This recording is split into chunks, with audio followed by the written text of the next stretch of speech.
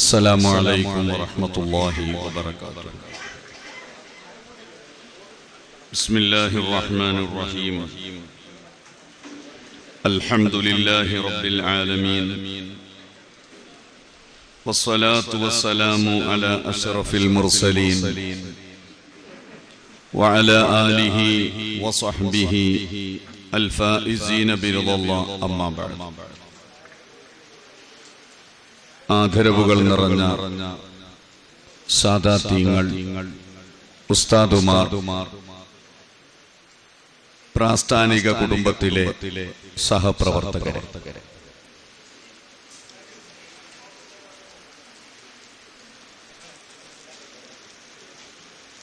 കേരള മുസ്ലിമീങ്ങളുടെ പാരമ്പര്യം ആരംഭിക്കുന്നത് മുത്തുനബിയുടെ കാലം മുതൽ തുടങ്ങി വന്ന മാതൃകകളും വിശ്വാസങ്ങളുമാണ്. ഇന്ന് നാം കാണുന്ന കേരളീയ പാശ്ചാത്തലത്തിന് മുമ്പ് ആരംഭപ്പൂവായ റസൂലുള്ളാഹി സ്വല്ലല്ലാഹു അലൈഹി വസല്ലം തങ്ങളുടെ കാലഘട്ടത്തിൽ ചന്ദ്രന്റെ പിളർപ്പുമായി ബന്ധപ്പെട്ട് കേരള രാജാവായ ചേരമാൻ പെരുമാൾ ഗോളശാസ്ത്ര വിദഗ്ധനായതുകൊണ്ട് പ്രപഞ്ചത്തിൽ നടന്ന ഈ അത്ഭുതകരമായ മാറ്റത്തെക്കുറിച്ച് അന്വേഷിച്ചപ്പോ അറേബ്യയുടെ ഭാഗത്താണ് സംഭവിച്ചത് എന്ന് അദ്ദേഹത്തിന് മനസ്സിലായി. സ്വാഭാവികമായും മുത്തുനബിയുടെ കാലം മുതൽ കേരളത്തിലേക്ക് വ്യാവസായിക ആവശ്യത്തിന് പായക്കപ്പലിൽ വന്നിരുന്ന അറബികളുമായി അദ്ദേഹം സംസാരിച്ചു. ജൂതന്മാരായ കച്ചവടക്കാർ അതിന്റെ യഥാർത്ഥ സംഭവം പറഞ്ഞുകൊടുക്കാതെ മറച്ചുവെച്ചപ്പോ മുത്തുനബിയുടെ സ്വഹാബികളായ മഹാന്മാരായ കച്ചവടക്കാരോട് ചേരമാൻ പെരുമാൾ വിഷയം അവതരിപ്പിച്ചു അന്വേഷിച്ചപ്പോഴാണ് അത് മുത്തുനബിയുടെ മുഅ്ജിസത്ത് കൊണ്ട് സംഭവിച്ചതാണെന്ന് പറയുകയും, എങ്കിൽ ആ തിരുനബിയെ ദർശിക്കണം, നേരിട്ടു കാണണം എന്നു മനസ്സിലാക്കി കച്ചവട സംഘമായി വന്ന സ്വഹാബികളുടെ കൂടെ അവർ തിരിച്ചു പോകുമ്പോ ചേരമാൻ പെരുമാൾ എന്ന രാജാവും അദ്ദേഹത്തിന്റെ സഹോദരിയുടെ മകനും അറേബ്യയിലേക്ക് മക്കത്തുൽ മുക്കറമയിലേക്ക് യാത്ര പോയി. മുത്തുനബിയുടെ സന്നിധിയിൽ എത്തിയപ്പോഴാണ് ഇതേ സംഭവവുമായി ബന്ധപ്പെട്ട് ഗോളശാസ്ത്ര വിദഗ്ധനായ യമനിലെ രാജാവും അവിടെ എത്തിയിട്ടുണ്ട്. മാലിക് ബിൻ ദീനാർ റളിയല്ലാഹു അൻഹുവാണ് ആ രാജാവ്. തിരിച്ചു വന്നു. താജുദ്ദീൻ എന്ന പേര് മുത്തുനബിയിൽ നിന്ന് സ്വീകരിച്ചു മുസ്ലിമായി തിരിച്ചു വന്ന ചേരമാൻ പെരുമാളും സഹോദരിയുടെ മകനും മലബാറിലേക്ക് തിരിച്ചെത്തി. ദീനീ ദഅവത്തിന്റെ ഉറവിടം എന്ന നിലയിൽ പല ഗ്രാമങ്ങളിലും അവർ സറാംബികൾ നിർമ്മിച്ചു. പിന്നീട് കുറച്ചു കാലങ്ങൾക്ക് ശേഷം വീണ്ടും മക്കത്തുൽ മുക്കറമയിലേക്ക് പോവുകയും അവിടെ വെച്ച് ആദരവായ റസൂലുള്ളാഹി സ്വല്ലല്ലാഹു അലൈഹി വസല്ലം രാജാവായ താജുദ്ദീൻ എന്നവരുടെ കൂടെ യമനിൽ നിന്ന് വന്ന രാജാവായ മാലിക് ബിൻ ദീനാർ തങ്ങളെയും കൂടി സംഘം ചേർത്ത് നമ്മുടെ നാട്ടിലേക്ക് ദീനീ ദഅവത്തിന് വേണ്ടി പറഞ്ഞയച്ചു. വരുന്ന വഴിയിൽ ഒമാനിൽ വെച്ച് താജുദ്ദീൻ എന്ന മഹാൻ അള്ളാഹുവിന്റെ റഹ്മത്തിലേക്ക് യാത്രയാകുന്നതിന് മുമ്പേ മുത്തുനബിയോട് ഒരു വസീല തേടിക്കൊണ്ട് ആവശ്യപ്പെട്ടു, ഞാൻ ഖബർ കിടക്കുന്ന സ്ഥലത്ത് എന്റെ മലബാറിലുള്ള വിഭവങ്ങൾ ഉണ്ടാകണം. ആ രാജാവായ താജുദ്ദീൻ റളിയല്ലാഹു അൻഹുവിന്റെ അഭ്യർത്ഥന മുത്തുനബിയുടെ ഇജാബത്ത് കൂടി ആയപ്പോഴാണ് GCCയിൽ എവിടെയും കാണാത്ത നിലയിലുള്ള കേരളീയ നാളികേര വൃക്ഷങ്ങൾ ഒമാനിൽ കണ്ടെത്താനുള്ള കാരണം. മാതൃഭൂമിയുടെ ഇയർ ബുക്ക് വായിച്ചാൽ ഈ കാര്യം ബോധ്യപ്പെടും.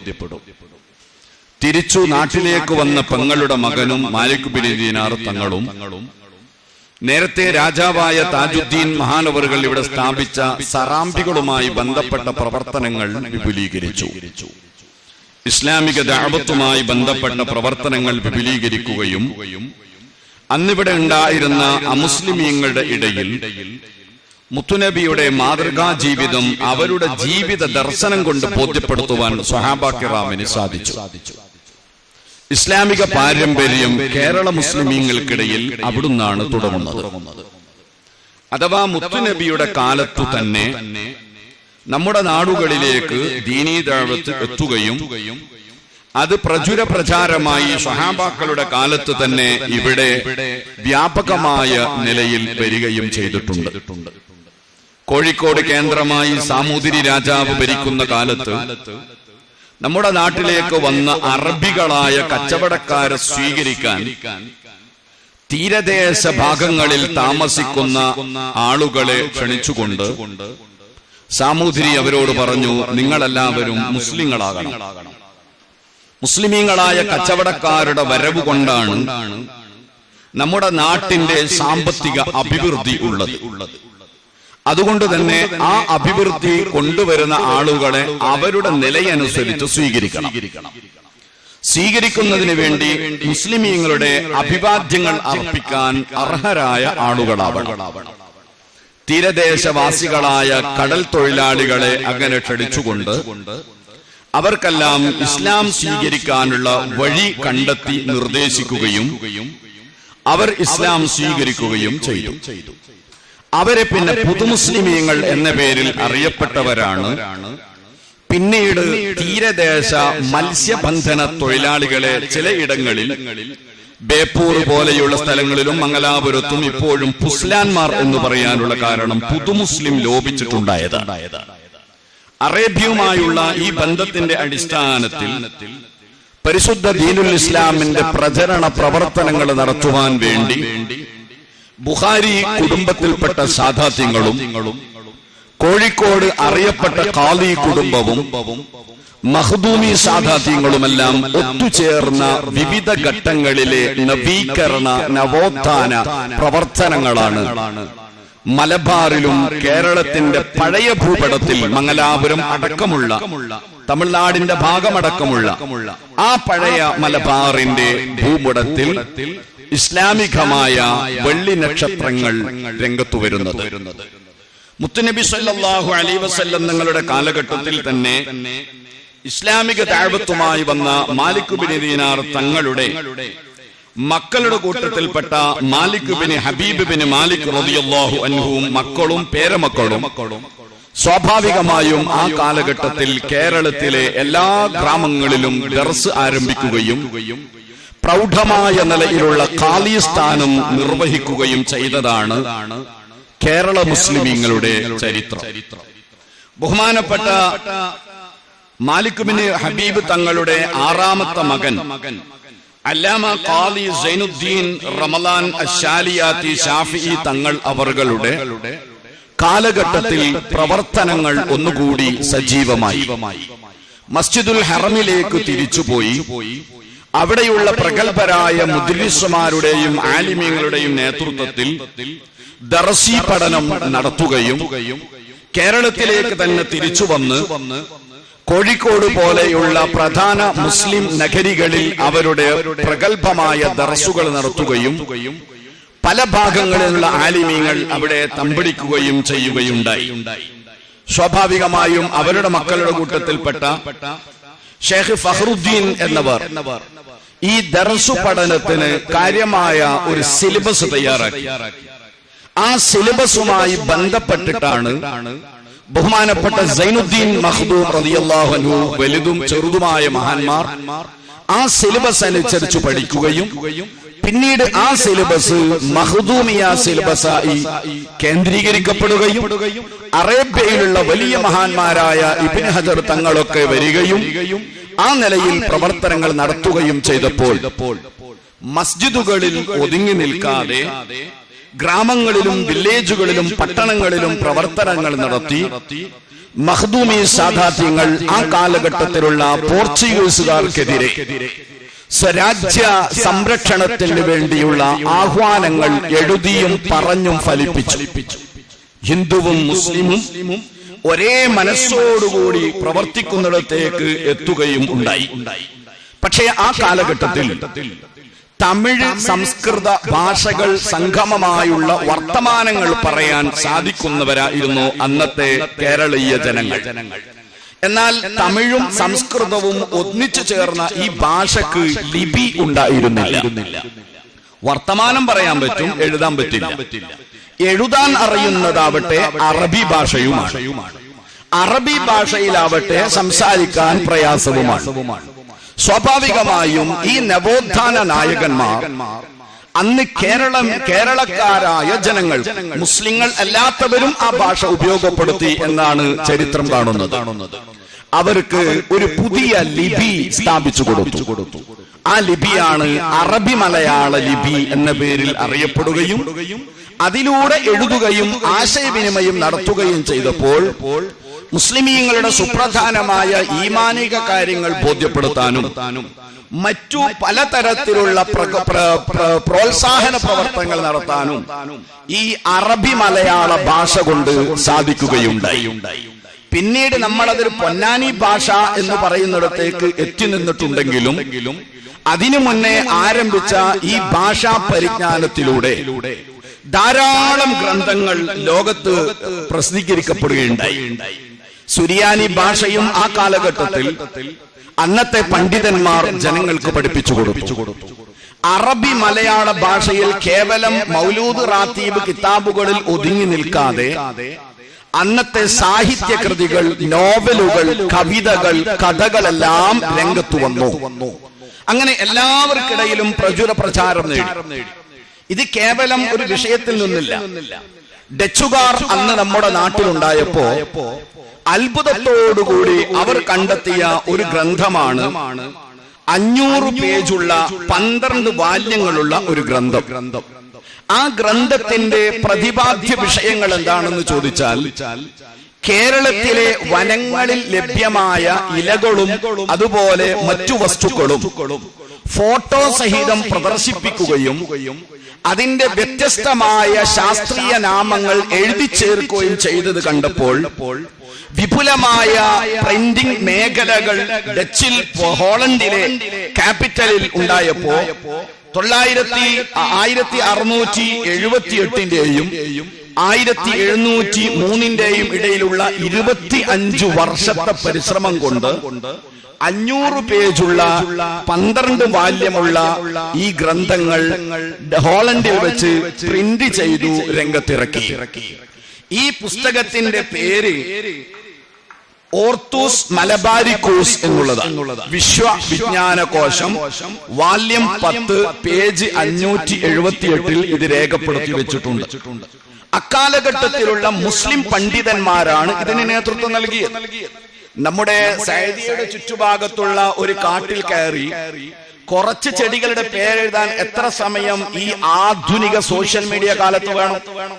അക്കാലത്താണ് യാത്രാ സൗകര്യങ്ങളില്ലാത്ത നാട്ടിൽ വനങ്ങളിൽ കയറി ഓരോ ഇലകളെയും കുറിച്ച് എഴുതി തയ്യാറാക്കി പ്രസിദ്ധീകരിക്കുന്നത്. ആ പ്രസിദ്ധീകരണത്തിന് 25 കൊല്ലം എടുത്തു. ഈ അറബി മലയാളത്തിൽ എഴുതിയതിനെയാണ് ഡച്ചുകാർ അവരുടെ ഭാഷയിലേക്ക് കൊണ്ട് തയ്യാറാക്കിയത്. അക്കാലഘട്ടത്തിൽ 155 കൊല്ലം മുൻപേ എഴുതി തയ്യാറാക്കി കേരളക്കാരുടെ ഇടയിൽ പ്രസിദ്ധമായ മറ്റൊരു ഗ്രന്ഥമാണ് 1000 മസാലപ്പാട്ട്. ഓരോന്നിന്റെയും മസാല എന്ന് പറയലുണ്ടല്ലോ, ബിരിയാണി എല്ലാത്തിനും മസാല എന്ന് പറയുന്ന മസാലപ്പാട്ട് എന്നതിന്റെ പേര്. അത് ഫിഖ്ഹിലെ ചോദ്യോത്തരങ്ങളാണ്. ഇതുപോലെ നിരവധി ഗ്രന്ഥങ്ങൾ രംഗത്ത് വന്നു. ഈ സമയത്തെല്ലാം ആ മുസ്ലിമീങ്ങളായ ആളുകൾ ഉയർന്നു വന്നു നിൽക്കുകയാണ്. ആത്മീയമായി പരിശുദ്ധിയാണ്, മുത്തുനബിയെ സ്നേഹിക്കുന്നവരാണ്. ഈ പ്രവർത്തനങ്ങളെല്ലാം നടക്കുന്നതിനിടയിൽ ഒരു പുത്തൻവാദിയും നമ്മുടെ നാട്ടിലില്ല. ആദരവായ റസൂലുള്ളാഹിയുടെ കാലഘട്ടത്തിൽ വന്ന ദീനാണിത്. ഈ ദീനിന്റെ പരിശുദ്ധിയാണ് അക്കാലഘട്ടത്തിലുള്ള ഹറം ഷരീഫിൽ നിന്ന് ദർസ്, അഖീദയും ഫിഖ്ഹും ആധുനിക ടെക്നോളജികളും എല്ലാം പഠിച്ചവരുണ്ടാക്കിയത്. യുനാനി എന്ന് പറയുന്ന മെഡിക്കൽ ശാസ്ത്രമാണ് വൈദ്യശാസ്ത്ര രംഗത്തെ ആദ്യത്തെ സൃഷ്ടി. നമ്മളിപ്പോൾ അലോപ്പതിയിൽ പറയുന്ന ഗൈനക്കോളജിസ്റ്റ് എന്നുള്ളത് യുനാനി ഭാഷയാണ്, ഇംഗ്ലീഷ് അല്ല. സർജറി യുനാനി ഭാഷയാണ്, ഇംഗ്ലീഷ് അല്ല. അപ്പോ അബ്ദുൽ ഹക്കീം എന്ന് പറയുന്ന ഡോക്ടർ ലുക്മാനുൽ ഹക്കീം, 2 ലുക്മാനുൽ ഹക്കീം ലോകത്തുണ്ടെന്നാണ് ചരിത്രത്തിൽ അറിയപ്പെടുന്നത്. ഒന്ന് സൂറത്തു ലുക്മാനിൽ പറഞ്ഞ മഹാനായ ലുക്മാനുൽ ഹക്കീം തങ്ങൾ, മറ്റൊന്ന് വൈദ്യനായ ലുക്മാനുൽ ഹക്കീം. ഇദ്ദേഹത്തിന്റെ വൈദ്യശാസ്ത്ര ഗവേഷണ പഠു എങ്ങനെയാണെന്ന് ചോദിച്ചാൽ, പ്രായമുള്ള ഒരു ഹോമിയോ ഡോക്ടർ ഒരു മെഡിക്കൽ ക്ലാസ്സിൽ പറഞ്ഞത്, ഇദ്ദേഹത്തിന്റെ പ്രവർത്തനം ശിഷ്യൻ വല്ലാതെ പകർത്തിയെടുക്കുന്നത് കണ്ടപ്പോ ശിഷ്യന്റെ കഴുത്ത് തിരിച്ചു വെച്ചു, മുന്നോട്ട് നോക്കേണ്ട കഴുത്തിനെ ബാക്കോട്ട് വെച്ചു. അത് ഈ താജ്മഹൽ നിർമ്മിച്ച ആശാരി മറ്റേയാൾ കൊന്നതുപോലെ. സ്വാഭാവികമായും നേരത്തെ ഒറ്റ മരുന്നിൽ കൊടുത്ത യുനാനി ആ പരിചയത്തിൽ ഇദ്ദേഹം ഇങ്ങനെ ചപ്പുകളും മറ്റും ഇങ്ങനെ പറിക്കാൻ തുടങ്ങിയപ്പോൾ ഒന്നിലേറെയായി, കാരണം കാണുന്നില്ലല്ലോ. അങ്ങനെയാണ് അത്രേ ആയുർവേദം എന്ന് പറയുന്ന മരുന്ന് വന്നത്. ആയുർവേദത്തിൽ ഒരു ഇല കൊണ്ട് ഒരു മരുന്നും കിട്ടൂല. പിന്നീടാണ് ഹോമിയോപ്പതിയും അലോപ്പതിയും വരുന്നത്. ഈ വൈദ്യശാസ്ത്ര രംഗത്തെ കുതിപ്പുകളും പൂർവികരായ മഹത്തുക്കളുടെ ഗ്രന്ഥങ്ങളും നല്ല നിലയിൽ വളരെ സന്തോഷത്തോടെ മുസ്ലിമീങ്ങൾ പോകുന്നതിന്റെ ഇടയിലാണ് കേരളത്തിൽ ജനിച്ച ഒരു വക്കം അബ്ദുൽ ഖാദർ മൗലവി ഈജിപ്തിലുള്ള ആളുകളുടെ ജമാലുദ്ദീൻ അഫ്ഗാനിയുടെയും മുഹമ്മദ് അബ്ദുബിന്റെയും റഷീദ് റിളയുടെയും ഗ്രന്ഥങ്ങൾ വായിക്കുന്നത്. റഷീദ് റിളയുടെ ഗ്രന്ഥത്തിന്റെ പേരാണ് തഫ്സീർ അൽ മനാർ, മജല്ലത്ത് അൽ മനാർ എന്നും പേരുണ്ട്. അതിൽ മൂസാ നബി അലൈഹിസ്സലാത്തു വസ്സലാം പുഴ കടന്നതും പിന്നീട് ഫിർഔൻ പോയപ്പോൾ മുങ്ങിച്ചത്ത കഥ പറയുന്നിടത്ത് ഈ റഷീദ് റിള എഴുതി ചേർക്കുന്നുണ്ട്. മൂസാ നബി പോയത് വടിയടിച്ച് മൊഴുജിദത്ത് കൊണ്ടാണെന്ന് പറയുന്നതിനു പകരം വേലിയേറ്റത്തിന്റെയും വേലിയിറക്കത്തിന്റെയും കാരണം കൊണ്ട് വെള്ളം മാറിയതാണെന്ന് പറഞ്ഞിരുന്നെങ്കിൽ കുറെ ബുദ്ധിമാന്മാർ ഇസ്ലാമിലേക്ക് വരുമെന്ന് ട്രോൾ ചെയ്ത് എഴുതിയ ഒരു ഗ്രന്ഥമാണ്. ആദ്യത്തെ ട്രോളിങ്ങും ചിലപ്പോൾ അവിടെയായിരിക്കും കറാമത്തിനെതിരെ നടന്നിട്ടുണ്ടാവുക. ഈ ഗ്രന്ഥം വായിച്ച വക്കം മൗലവി നവീനമായ ആശയങ്ങൾ കേരളത്തിലേക്ക് കൊണ്ടുവന്നു. അടിസ്ഥാനപരമായി അവരുടെ വിഷയം ആദരവായ മുത്തുനബിയുടെ ആദരവിനെ ഇല്ലാതാക്കുക, സ്വഹാബികളെ കുറ്റം പറയുക, ഹദീസിനെ ദുർവ്യാഖ്യാനം ചെയ്യുക. ഈ പ്രവർത്തനം കേരളത്തിൽ നടന്നുകൊണ്ടിരിക്കുന്നതിന്റെ ഇടയിലാണ് ബഹുമാന്യരായ മർഹൂം വരക്കൽ മുല്ലക്കോയ തങ്ങളുടെ നേതൃത്വത്തിൽ ആലിമീങ്ങളെ സംഘടിപ്പിക്കേണ്ടി വരുന്നത്. ആലിമീങ്ങളെ അന്ന് സംഘടിപ്പിച്ചത് മസ്ജിദിലെ മിഹ്റാബ് കേന്ദ്രീകരിച്ചിട്ടായിരുന്നു. അന്ന് വഹാബികൾക്കെതിരെ പടയോട്ടം നടത്തിയ മഹാനാണ് പാങ്ങിൽ അഹമ്മദ് കുട്ടി മുസ്ലിയാർ നബ്ബറല്ലാഹു മർഖദുഹു. മഹാനവറുകളെ വിളിച്ചു ചേർത്ത് ഒരു സംഘടിത രൂപത്തിന്റെ പ്രാധാന്യം ബോധ്യപ്പെടുത്തി. കാരണം പരിശുദ്ധ ഖുർആൻ തന്നെ വൽതകും മിൻകും ഉമ്മത്തുൻ യദ്ഊന ഇലൽ ഖൈർ, നന്മയിലേക്ക് ക്ഷണിക്കുന്ന ഒരു സംഘാടക മികവിനെ കുറിച്ച് പറയുന്നുണ്ട്. ഒറ്റക്ക് ഒരാൾക്കും പ്രവർത്തിക്കാൻ കഴിയില്ല. ബഹുമാനപ്പെട്ട വരക്കൽ മുല്ലക്കോയ തങ്ങളുടെയും പാങ്ങിൽ അഹമ്മദ് കുട്ടി മുസ്ലിയാർ ഉസ്താദ് അവരുടെയും നേതൃത്വത്തിലുള്ള സംഘാടക സമിതി 1925 ഒരു അഡ്ഹോക്ക് കമ്മിറ്റി രൂപീകരിച്ചു. ആ അഡ്ഹോക്ക് കമ്മിറ്റിയുടെ രൂപീകരണം പൂർത്തിയായി പ്രവർത്തനങ്ങൾ വിപുലമായപ്പോ 1926 ജൂൺ 26 കോഴിക്കോട് ടൗൺ ഹാളിൽ വെച്ച് ജംഇയ്യത്തുൽ ഉലമയുടെ സംഘടനാ പ്രഖ്യാപനം നടന്നു. ആ സംഘടനാ പ്രഖ്യാപനം നടക്കുമ്പോൾ നമ്മൾ അറിയേണ്ടത് ഇന്ത്യ സ്വതന്ത്രമല്ല. അന്ന് ബ്രിട്ടീഷുകാർ മുസ്ലിമീങ്ങളെ കൊന്നൊടുക്കുന്ന കാലമാണ്. ധാരാളം മുസ്ലിമീങ്ങളെ നശിപ്പിച്ച് വിധവകളും യതീമുകളും ആക്കിയ കാലമാണ്. ആ കാലഘട്ടത്തിലാണ് മുസ്ലിമീങ്ങളുടെ ഈമാൻ സംരക്ഷിക്കലാണ് നമ്പർ 1 ഡ്യൂട്ടി എന്ന നിലയിൽ ഈ മഹത്തുക്കൾ തയ്യാറെടുത്തത്. എന്നാൽ ഇംഗ്ലീഷ് ഭാഷാ പരിജ്ഞാനം നല്ലവണ്ണമുള്ള ആളാണ് ബഹുമാനപ്പെട്ട വരക്കൽ മുല്ലക്കോയ തങ്ങൾ. മഹാനവറുകൾ മലബാറിന്റെ ഭാഗത്തേക്ക് യാത്ര പോകുമ്പോൾ അദ്ദേഹത്തിന് ആവശ്യമായ യാത്രാ സഹായങ്ങൾ ചെയ്തു കൊടുക്കണമെന്ന് ബ്രിട്ടീഷ് വൈസ്രോയി ആജ്ഞാപിക്കുകയും അതിന്റെ അടിസ്ഥാനത്തിൽ നിശ്ചിത അകലത്തിൽ ഇളനീർ പന്തലുകളും പല്ലക്ക് റെസ്റ്റ് കേന്ദ്രങ്ങളും ഉണ്ടാക്കിയതായി നൂറുൽ ഉലമയുടെ ഗ്രന്ഥത്തിൽ വായിച്ചാൽ നമുക്ക് മനസ്സിലാകും. അത്രയും കഴിവുള്ള മഹാനാണ്, എല്ലാവർക്കിടയിലും ബഹുമാന്യനാണ്. മഹാനവറുകളുടെ കാലഘട്ടത്തിൽ ജംഇയ്യത്തുൽ ഉലമയുടെ രൂപീകരണം നടക്കുന്നു. ആ രൂപീകരണത്തിന്റെ പിന്നീട് ഓരോ വർഷത്തിലും സമ്മേളനം നടക്കുന്നു. ആ 933 നടന്ന സമസ്തയുടെ സമ്മേളന വേദിയിലേക്ക് ഒരു വക്കീലിന്റെ ലോ നോട്ടീസ് വരുന്നു, വക്കീൽ നോട്ടീസ് വരുന്നു. ആ നോട്ടീസിൽ ജംഇയ്യത്തുൽ ഉലമ എന്ന പേരിൽ മറ്റൊരു സംഘടന ഇവിടെ രജിസ്റ്റർ ചെയ്തിട്ടുണ്ട്, അതുകൊണ്ട് നിങ്ങളുടെ സംഘടന നിയമവിരുദ്ധമാണെന്ന് പോലീസ് വന്ന് പറഞ്ഞപ്പോൾ ആ വേദിയിൽ വെച്ചാണ് പ്രഖ്യാപിക്കുന്നത്, ഞങ്ങൾ സമസ്ത കേരള ജംഇയ്യത്തുൽ ഉലമയാണ്. ഇത്രയും ഞാൻ പറയാൻ കാരണം സഅദിയയുടെ ചരിത്രം തുടങ്ങുന്നത് 78-ലല്ല, സമസ്തയുടെ ചരിത്രം തുടങ്ങുന്നത് 926-ലല്ല, ആരംഭ റസൂലുള്ളാഹിയുടെ കാലഘട്ടം മുതൽ തന്നെയാണ്. അത് അങ്ങനെ തന്നെയാണ് നമ്മുടെ വിശ്വാസവും. അത് വെച്ചുകൊണ്ട് തന്നെയാണ് നമ്മൾ മുന്നോട്ട് നീങ്ങേണ്ടത്. ഇംഗ്ലീഷ് ഭാഷയ്ക്ക് എതിരല്ല നമ്മുടെ പൂർവികന്മാർ. ബഹിഷ്കരണം ഒരു സമരമുറയാണ് എന്നുള്ളതായിരുന്നു അന്നത്തെ കാരണം. ഭാഷ മാത്രമല്ല അന്ന് ബഹിഷ്കരിച്ചത്, അന്ന് ഫൗണ്ടൈൻ പേനയും സിൽക്ക് തുണിയും വരെ അന്ന് ബഹിഷ്കരിച്ചിട്ടുണ്ട്. കാരണം ഇവരുടെ ആശയത്തിലേക്ക് മുസ്ലിമീങ്ങൾ പോകരുത്. മുസ്ലിമീങ്ങൾ ഈ രാജ്യത്തിന്റെ പോരാട്ട വീതിയിലുള്ളവരാണ്. അതുകൊണ്ട് തന്നെ ഈ മുസ്ലിമീങ്ങളാണ് ഈ രാജ്യത്തിന്റെ ശക്തി. ഹിന്ദുക്കളും മുസ്ലിമീങ്ങളുടെ കൂടെ അന്ന് ചേർന്നു നിന്നു. ഈ പോരാട്ട വീര്യത്തെ ഇല്ലാതാക്കാനുള്ള ശ്രമമാണ് നവീനവാദികളായ പുത്തൻവാദികളിലൂടെ ബ്രിട്ടീഷുകാരൻ നടപ്പിലാക്കാൻ ശ്രമിച്ചത്. സ്വാഭാവികമായും ഈമാനിന്റെ പരിശുദ്ധി നിലനിർത്തൽ പൂർവിക ഉലമാക്കളുടെ ബാധ്യതയാണ്. അതിന് സ്വാഭാവികമായും ഒരു സംഘടന രജിസ്ട്രേഷൻ വേണം. 934-ലാണ് നമ്മുടെ സമസ്ത രജിസ്റ്റർ ചെയ്യുന്നത്.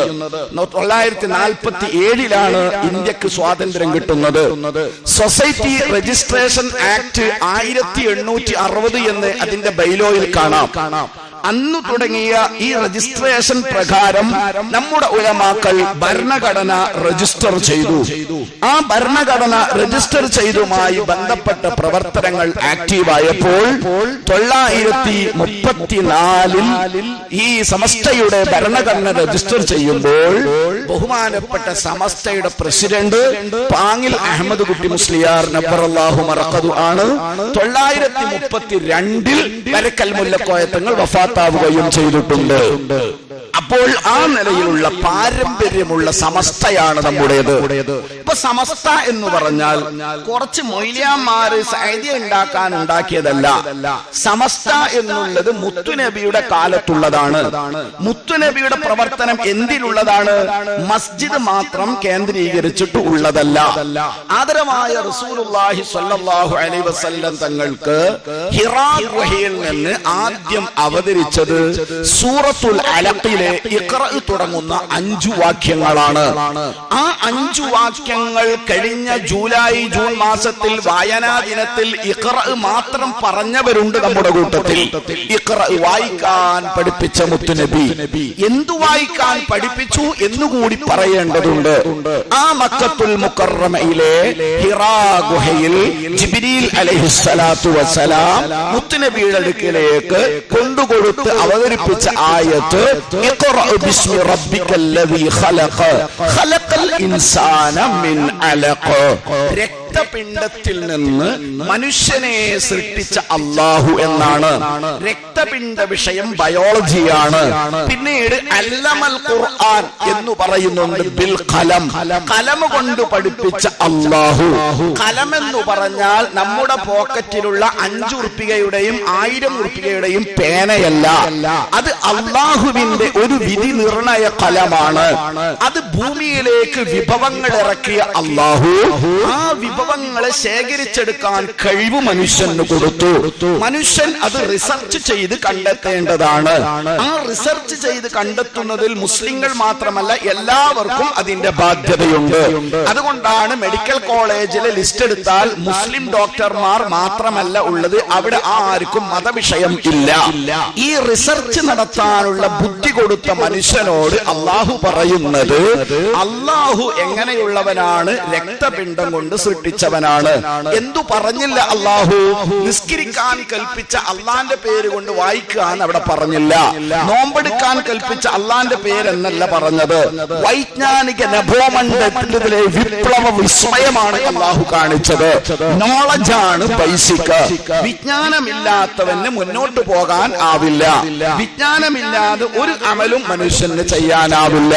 അതുകൊണ്ട് ആദരവായ റസൂലുള്ളാഹി ആ കാലഘട്ടത്തിലെ യുദ്ധത്തടവുകാരെ വിളിച്ചു കൊണ്ടുവന്ന് മുസ്ലിമീങ്ങൾക്ക് അക്ഷരാഭ്യാസം പഠിപ്പിച്ചു കൊടുത്തു. ആ കാലഘട്ടത്തിൽ മുഹമ്മദുർ റസൂലുള്ളാഹി യാത്രാ സൗകര്യങ്ങൾ ചെയ്തു കൊടുത്തു. ആ യാത്രാ സൗകര്യങ്ങളിലാണ് ആദ്യ സംഘം മദീന മുനവ്വറയിലേക്ക് പോകുന്നത്. ആദരവായ റസൂലുള്ളാഹി പിന്നെയാണ് പോകുന്നത്. മസ്ജിദുൻ നബവിയുടെ നിർമ്മാണ പ്രവർത്തനത്തിന് മുമ്പ് മസ്ജിദുൽ ഖുബ നിർമ്മിച്ചു. ആ മസ്ജിദുൽ ഖുബ നിർമ്മിച്ചപ്പോ റസൂലുള്ളാഹി സ്വല്ലല്ലാഹു അലൈഹി വസല്ലം തങ്ങളുടെ കൂടെയുള്ള സ്വഹാബാക്കളുടെ നിസ്കാരത്തിനും താമസത്തിനും ആ മസ്ജിദ് മതി. പക്ഷേ റസൂലുള്ളാഹി മസ്ജിദ് ജുമുഅ നിർമ്മിച്ചു. അത് മതി. അവിടെ നിർത്താതെ ഗ്ലോബൽ അടിസ്ഥാനത്തിൽ എപ്പോഴും നമ്പർ 1 ഹൈലൈറ്റ് ചെയ്തു നിൽക്കുന്ന മസ്ജിദുൻ നബവിയുടെ നിർമ്മാണവും മുത്തുനബി ആരംഭിച്ചു. ആ മസ്ജിദുൻ നബവിയിലെ ഉസ്തുവാന എന്ന് പറയുന്ന തൂണുകള് വിദേശ വിസിറ്റേഴ്സിന്റെ റിസപ്ഷൻ കേന്ദ്രങ്ങളായി കണ്ടു. അവിടെ പ്രത്യേകമായ സ്വർഗീയമായ പൂന്താനം റസൂലുള്ളാഹി നിർമ്മിച്ചു. ആ പള്ളിയോടനുബന്ധിച്ചിട്ട് ഭാര്യയായ ആയിഷ ബീവി റളിയല്ലാഹു അൻഹയെ താമസിപ്പിച്ചു. ആയിഷ ബീവി മുത്തുനബിയിൽ നിന്ന് ഖുർആൻ ഓത്ത് കേട്ട് പഠിച്ചു. വനിതാ രംഗത്തുള്ള സാമ്രാട്ടുകളായ ഖദീജ ബീവിയും ആയിഷ ബീവിയും ധാരാളം ഹദീസുകൾ ലോകത്തിന് പഠിപ്പിച്ചു. ഈ സ്ത്രീകളായ മഹദികളായ മഹിളാരത്നങ്ങളായ മുഅ്മിനീങ്ങളുടെ ഉമ്മമാർ അവർ സംസാരിച്ച ഹദീസുകൾ സ്ത്രീ വിഷയം മാത്രമല്ല, ലോകോത്തര വിഷയങ്ങൾ അതിലുണ്ടായി, രാഷ്ട്ര മീമാംസ അതിലുണ്ടായി, സാമ്പത്തികമായ കെട്ടുറപ്പ് അതിലുണ്ടായി. അങ്ങനെ സ്ത്രീകളും പുരുഷന്മാരും വിജ്ഞാന രംഗത്ത് നമ്പർ 1 ആയി തീരുന്നിടത്തേക്ക് എത്തിയുന്ന നിലയിലുള്ള സമഗ്രമായ ആസൂത്രണ പ്രവർത്തനങ്ങൾ മുത്തുനബി കാണിച്ചു കൊടുത്തു. അത് അനുസരിച്ച് നിർമ്മാണ പ്രവർത്തനങ്ങൾ മസ്ജിദുൻ നബവിയിൽ ആരംഭിച്ചു. ആ മസ്ജിദുൻ നബവിയിൽ തന്നെ കിടന്നുറങ്ങാൻ ആഗ്രഹമുള്ള സ്വഹാബയെ ലോകത്തിന്റെ വിവിധ ഭാഗങ്ങളിലേക്ക് റസൂലുള്ള അയച്ചു. സുൽത്താനുൽ ഹിന്ദ് അങ്ങനെയാണ് നമ്മുടെ നാട്ടിൽ വന്നത്. സ്വഹാബികൾ അങ്ങനെയാണ് നമ്മുടെ നാട്ടിൽ വന്നത്.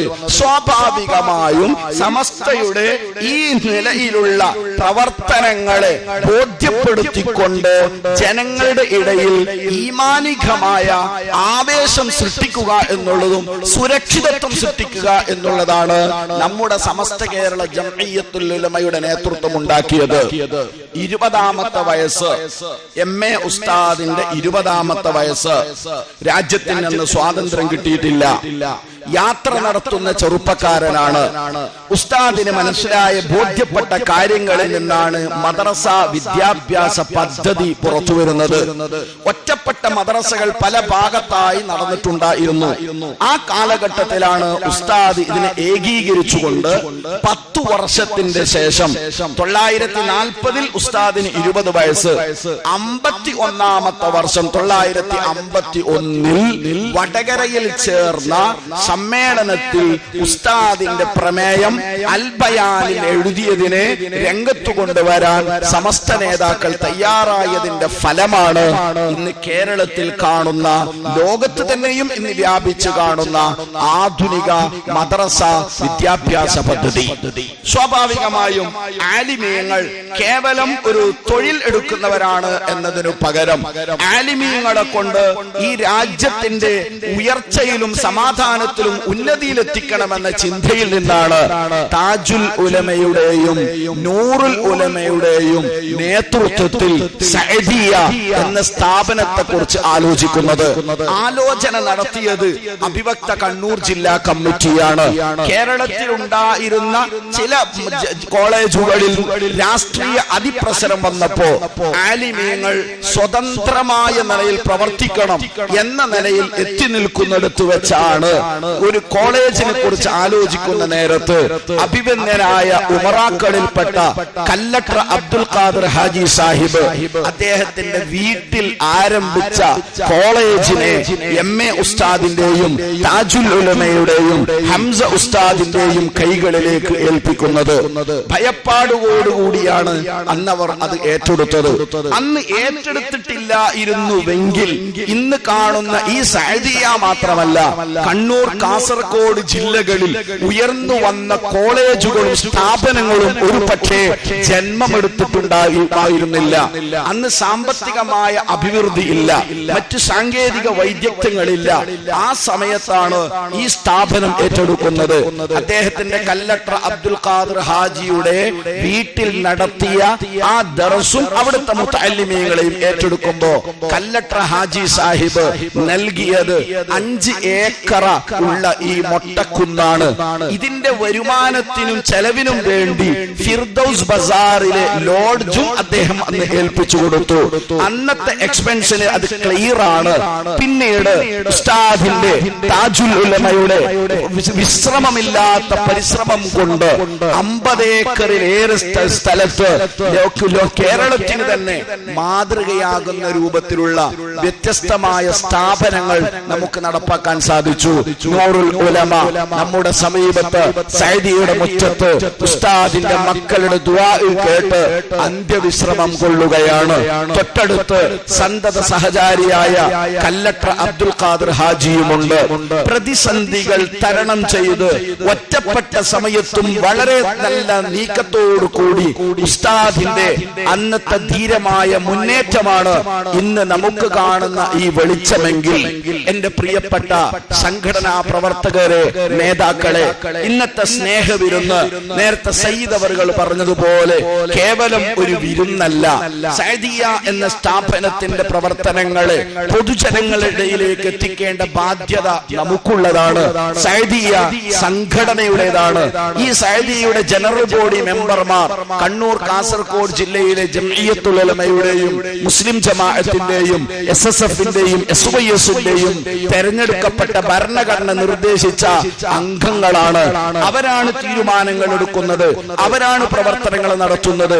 സഅദികളായ പണ്ഡിതന്മാരായ ഇവിടുത്തെ പൂർവ്വ വിദ്യാർത്ഥികൾ അതിന്റെ കൂടെയുണ്ട്. ലോകത്തിന്റെ വിവിധ ഭാഗങ്ങളിൽ പ്രവർത്തനങ്ങളും ജോലികളുമായി അവരും ഈ സ്ഥാപനത്തിന്റെ കൂടെയുണ്ട്. ആയിരക്കണക്കിന് യതീമുകളായ കുട്ടികളെ അവരുടെ വീട്ടിൽ വെച്ച് സഅദിയ സംരക്ഷിച്ചു വരുന്നുണ്ട്. നിങ്ങൾ കയറുന്ന ഭാഗത്ത് കണ്ട മർഹബ ബിൽഡിംഗ്, അതിൽ പഠിച്ച കുട്ടികൾ അധികവും ഡോക്ടറും എഞ്ചിനീയറും ബിസിനസ്സുകാരുമായി അഭിമാനത്തോടെ ഇന്ന് ലോകത്ത് ജീവിച്ചു കൊണ്ടിരിക്കുന്നുണ്ട്. അറബിക് കോളേജ്, സഅദിയ അറബിക് കോളേജിൽ നിന്നിറങ്ങിയ അന്നത്തെ പഴയ മാഗസിനാണ് അദ്ദഅവ. സമസ്തയുടെ രചനാ രംഗത്ത് വലിയ കാഴ്ചപ്പാടും സമർപ്പണവും അദ്ദഅവക്ക് നടത്താൻ സാധിച്ചിട്ടുണ്ട്. അന്ന് കേരളത്തിൽ ഇംഗ്ലീഷ് മീഡിയം സ്കൂളുകളെ കുറിച്ച് ആലോചിക്കുന്നതിന് മുമ്പ് ഡൽഹിയിലേക്ക് ഇവിടുത്തെ സ്റ്റാഫിനെ പറഞ്ഞയച്ച് ഇംഗ്ലീഷ് മീഡിയം സ്കൂളുകൾ ആരംഭിച്ച ധീരനാണ് MA ഉസ്താദ്. SYSന്റെ പ്രവർത്തനത്തിലും വിദ്യാഭ്യാസ ബോർഡിന്റെ പ്രവർത്തനത്തിലും ഉസ്താദിന്റെ നിസ്തുലമായ പങ്കുള്ളതുപോലെ തന്നെ SSFന്റെ രൂപീകരണത്തിൽ, സംസ്ഥാനതല രൂപീകരണത്തിന് 6 മാസം മുന്നേ സമർക്കന്തിയ കാഞ്ഞങ്ങാട് നടന്ന സമ്മേളനത്തിൽ SSFനും രൂപം കൊടുത്ത നേതാവാണ് MA ഉസ്താദ്. അതുകൊണ്ട് തന്നെ പ്രാസ്ഥാനിക രംഗത്തുള്ള നമ്മൾ ഓരോരുത്തരും സഅദിയയുടെ 55ാം വാർഷികത്തിനെ നാം പ്രചരിപ്പിക്കേണ്ടതുണ്ട്. പ്രചരിപ്പിക്കുന്നത് എന്തിനു വേണ്ടിയാണെന്നുള്ളതാണ് വിഷയം. സാമ്പത്തിക കലക്ഷൻ മാത്രം ഉദ്ദേശിച്ചല്ല നിങ്ങളെ വിളിച്ചു വരുത്തിയിട്ടുള്ളത്. സഅദിയ നിലനിൽക്കുന്നുണ്ട്. മുസ്ലിം ഉമ്മത്തിന് ധൈര്യമായി മുന്നോട്ട് പോകാം. നമ്മുടെ മക്കൾക്ക് പഠനം നൽകാൻ പറ്റുന്ന സ്ഥാപനങ്ങളുണ്ട്, സൗകര്യങ്ങളുണ്ട്. ഇപ്പോ അൽഹംദുലില്ലാഹ് ഉസ്താദിന്റെ കൂടെ പ്രവർത്തനത്തിന്റെ ആദ്യഘട്ടത്തിൽ ഉണ്ടായിരുന്ന ബഹുമാനപ്പെട്ട സയ്യിദ് താഹിറുൽ അഹ്റൽ തങ്ങൾ നവ്വറല്ലാഹു മർഖദ, സയ്യിദ് ഉമറുൽ ഫാറൂഖ് തങ്ങൾ നവ്വറല്ലാഹു മർഖദ, താജുൽ ശരീഅ നവ്വറല്ലാഹു മർഖദ, താജുൽ ഫുഖഹ നവ്വറല്ലാഹു മർഖദ, മഹാനായ ശൈഖുനാ പി എ ഉസ്താദിന്റെ കാലഘട്ടം അടക്കം എടുത്തു പരിശോധിച്ചാൽ, മഹാനായ കെ വി ഉസ്താദിന്റെ കാലഘട്ടം അടക്കം എടുത്തു പരിശോധിച്ചാൽ ഈ ജില്ലയിലെ വ്യത്യസ്ത കേന്ദ്രങ്ങളിൽ ഈമാനികമായ കേന്ദ്രമുണ്ടാക്കാൻ എം എ ഉസ്താദിന്റെ നിശ്ചയദാർഢ്യം കൊണ്ട് സാധിച്ചിട്ടുണ്ട്. കെ വി ഉസ്താദ് ഗൾഫിലുള്ള പ്രതിസന്ധി ഘട്ടങ്ങളിൽ ഇവിടെയുള്ള വീടുകളിൽ പോയി ചാക്കരികൾ പിരിച്ചെടുത്തിട്ട് ഇവിടുത്തെ മുതഅല്ലിമീങ്ങൾക്ക് ഭക്ഷണം കൊടുത്ത ഉസ്താദാണ്. ഇവിടുത്തെ ഒരു മുതഅല്ലിമോ ഒരു മുഅല്ലിമോ ഒരു യതീമോ ഒരു ഹാഫിളോ ഒരു കാരണവശാലും നമ്മുടെ കാരണം കൊണ്ട് വിഷമിച്ചുകൂടാ. അത് നമുക്കും നമ്മുടെ തലമുറക്കും പ്രയാസമായി പോകും. സമ്മേളനം കഴിയുന്നത് വരെ SSF-ന്റെ അടക്കം നേതാക്കൾക്ക്, ജമിയത്തുൽ ഉലമയുടെയും മുസ്ലിം ജമാഅത്തിന്റെയും SYS-ന്റെയും ജമിയത്തുൽ മുഅല്ലിമിന്റെയും സുന്നി മാനേജ്മെന്റ് അസോസിയേഷന്റെയും നേതാക്കൾക്കും പ്രവർത്തകർക്കും ഇനി നമുക്ക് വിശ്രമമില്ല. മദ്രസ കുട്ടികൾക്കിടയിൽ എം എ ഉസ്താദിനെ നമ്മൾ പരിചയപ്പെടുത്തണം, വീടുകളിൽ പരിചയപ്പെടുത്തണം. അങ്ങനെ സഅദിയെ പ്രചരിപ്പിക്കുകയും സഹായിക്കുകയും വേണം. അത് നമ്മുടെ ഒരു ബാധ്യതയാണ്. ആ ബാധ്യതയുടെ ബോധവൽക്കരണം കൂടിയാണ് ഈ സ്നേഹവിരുന്ന് എന്ന കാര്യം നിങ്ങളെ ഉണർത്തിക്കൊണ്ട് ഞാൻ എന്റെ വാക്കുകൾക്ക് വിരാമം കുറിക്കുന്നു. വആഖിറു ദഅവാനാ അനിൽ ഹംദുലില്ലാഹി റബ്ബിൽ ആലമീൻ. അസ്സലാമു അലൈക്കും വറഹ്മത്തുള്ളാഹി വബറകാതുഹു.